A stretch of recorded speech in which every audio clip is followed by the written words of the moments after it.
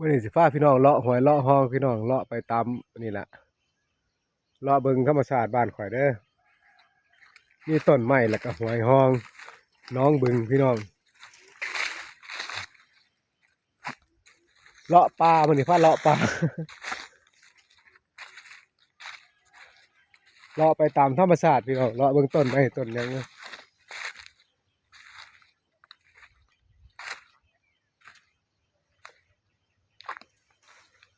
ของทำมาหากินของหมู่บ้านพี่น้องมีปลาแล้วก็มีหอยพี่น้อง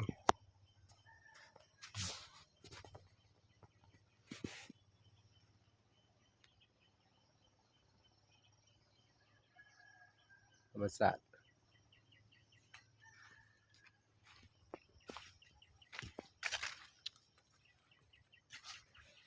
ขานี่มีแสงแจกหน่อยเนาะพี่น้องเนาะ